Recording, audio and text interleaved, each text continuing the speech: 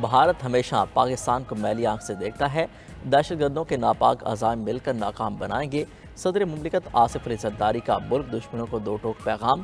یوم پاکستان کی تقریب سے خطاب میں کہا، 5th جنریشن وارفیئر ایک چیلنج میں تبدیل ہو چکی ہے۔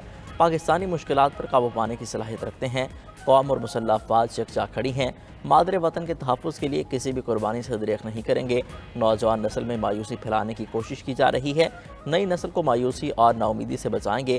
ہماری خارجہ پالیسی امن اور استحکام پر مبنی ہے، کشمیر اور فلسطینی عوام کے لیے دنیا کے ہر فورم پر آواز اٹھائیں گے۔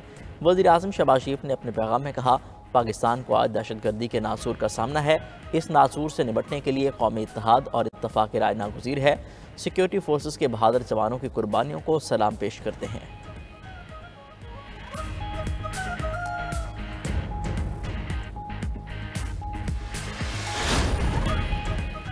وزیر اعظم نے یوم پاکستان پر قوم کو بجلی سستی کرنے کی خوشخبری سنا دی۔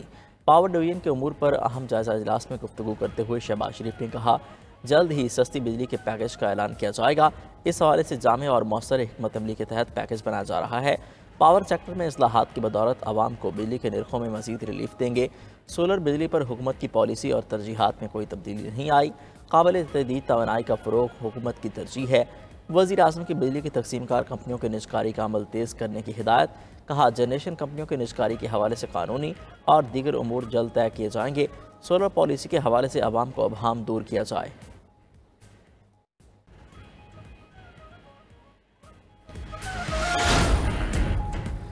دہشت گردی کو قومی یکجہتی کی طاقت سے شکست دیں گے۔ اقوام متحدہ میں نامزد مستقل مندوب عاصم افتخار کا نیو یارک میں یوم پاکستان کی تقریب سے خطاب۔ کہا، پاکستان اپنے ہمسایہ ممالک کے ساتھ پرامن اور دوستانہ تعلقات چاہتا ہے۔ بھارت کے مقبوضہ جموں و کشمیر میں انسانی حقوق کی خلاف ورزیوں کو نظر انداز نہیں کیا جا سکتا۔ فلسطینی عوام کے حق خود ارادیت کی غیر متزلزل حمایت جاری رکھیں گے۔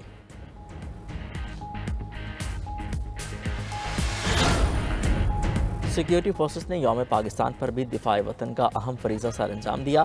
ISPR کے مطابق افغان سرحد سے در اندازی کرنے والے 16 خوارج کو جہنم واصل کر دیا گیا۔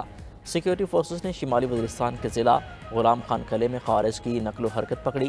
سیکیورٹی فورسز اور دہشت گرد خوارج کے درمیان فائرنگ کا شدید تبادلہ ہوا۔ ISPR کا کہنا ہے، پاکستان عبوری افغان حکومت سے بارڈر مینجمنٹ کو مؤثر بنانے کا مطالبہ کرتا آ رہا ہے۔ امید ہے افغان حکومت اپنی سرزمین سے دہشت گرد کارروائیوں کو روکے گی۔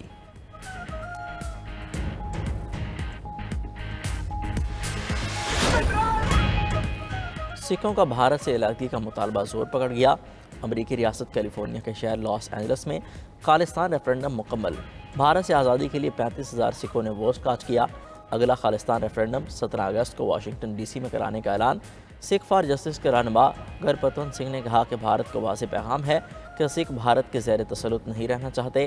بھارت کی گولیوں کا جواب ووٹوں سے دیں گے۔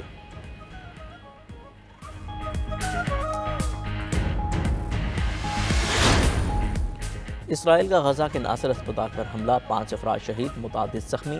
اسرائیلی حملے میں حماس کے پولیٹیکل بیورو کے رکن اسماعیل جام حق۔ اسرائیل نے حماس کے سینئر اہلکار البرا دوئل اور ان کے اہلیہ کو بھی خیمے میں نشانہ بنایا۔ 24 گھنٹے میں غزہ پر اسرائیلی حملوں میں 46 افراد جام شہادت نوش کر گئے۔ غزہ میں شہداء کی تعداد 50,021 ہو گئی، 1,13,274 زخمی۔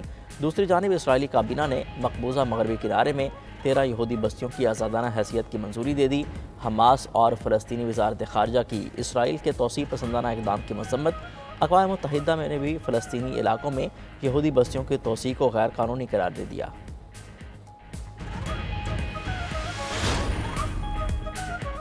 امریکہ اور یوکرین کے درمیان مذاکرات کا دور مکمل۔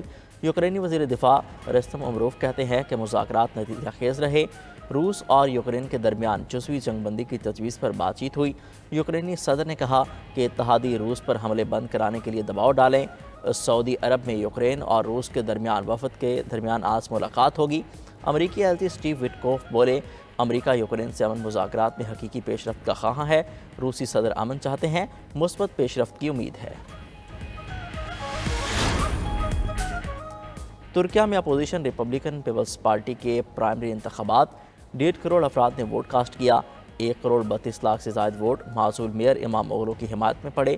انتخابات کا مقصد معزول میئر امام اوغلو کو اگلے صدارتی انتخابات کے لیے امیدوار نامزد کرنا ہے۔ دوسری جانب امام اوغلو کی گرفتاری کے خلاف ترکیہ بھر میں 5ویں روز بھی احتجاج، پولیس کا مظاہرین پر کالی مرچ، گیس اور واٹر کینن کا استعمال۔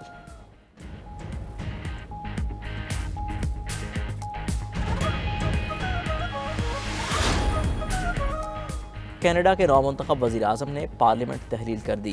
مارک کارنی کا 28 اپریل کو قبل از وقت انتخابات کرانے کا اعلان۔ کینیڈا میں شیڈول کے مطابق انتخابات 20 اکتوبر کو ہونے تھے۔ میڈیا سے گفتگو میں کینیڈین وزیر اعظم نے کہا ان کے ساتھی کینیڈا سے مضبوط اور مثبت مینڈیٹ چاہتے ہیں۔ کینیڈا کو محفوظ بنانے کے لیے ابھی بہت کچھ کرنا ہے۔ امریکہ سے تجارتی جنگ سب سے اہم خطرات میں سے ایک ہے۔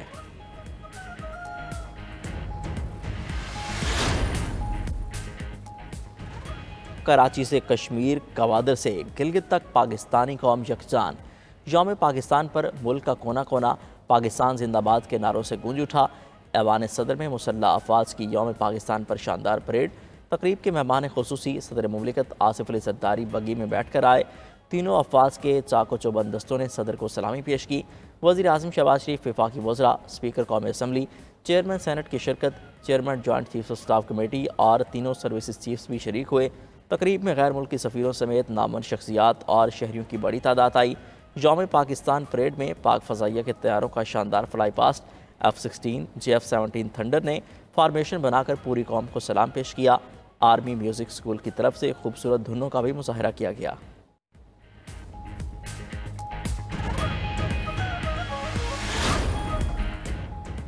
صدر مملکت آصف علی زرداری نے پاک فوج کے 762 افسروں اور جوانوں کو فوجی اعزازات سے نوازا۔ ISPR کے مطابق 2 افسران کو ستارہ بصارت، 227 کو تمغہ بصارت، 82 کو امتیازی اسناد سے نوازا گیا، 185 آرمی چیف تعریفی کارڈ، 23 کو ہلال امتیاز ملٹری سے نوازا گیا، 112 کو ستارہ امتیاز ملٹری، 133 کو تمغہ امتیاز ملٹری دیے گئے۔ ستارہ بصارت حاصل کرنے والوں میں لیفٹیننٹ کرنل محمد عملی شوکت شہید، سپاہی سبحان مجید بلوچ کو بھی ستارہ بصارت سے نوازا گیا۔ لیفٹیننٹ کرنل سید کاشف علی شہید، لیفٹیننٹ کرنل محمد حسن حیدر شہید کو بھی ستارہ بصارت عطا کیا گیا۔ پاکستان کے قومی دن پر برج خلیفہ بھی سبز رنگ میں رنگ گیا۔ شاندار نظارہ دیکھنے پاکستانی اور غیر ملکیوں کی بڑی تعداد جمع ہوئی۔ دنیا کے کئی ممالک میں یوم پاکستان کی شاندار تقریبات۔ امریکہ، برطانیہ، جرمنی، روس، ترکیہ، متحدہ عرب امارات، سعودی عرب، ملائیشیا سبز ہلالی پرچموں کے رنگ میں رنگ گئے۔ نئی دہلی اور ماسکو میں پاکستانی سفارت خانے میں سبز ہلالی پرچم لہرا گیا۔ انقرہ میں پاکستانی سفارت خانے میں یوم پاکستان کی پروقار تقریب ہوئی۔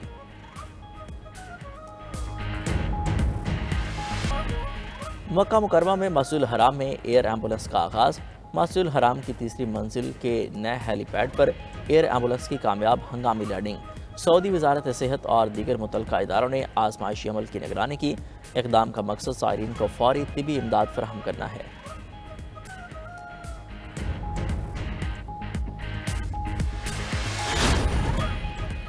امریکہ ایران کے جوہری پروگرام کو مکمل ختم کرنے کا خواہاں۔ مشیر قومی سلامتی وائٹ ہاؤس مائک والٹنس نے کہا ایران کو جوہری پروگرام اس طرح ترک کرنا ہوگا جسے پوری دنیا دیکھ سکے۔ ٹرمپ سمجھتے ہیں ہر چیز کو فوجی طریقے سے حل نہیں کیا جا سکتا۔ ایران کو اشارہ دیا ہے معاملے کو سفارتکاری سے حل کیا جائے۔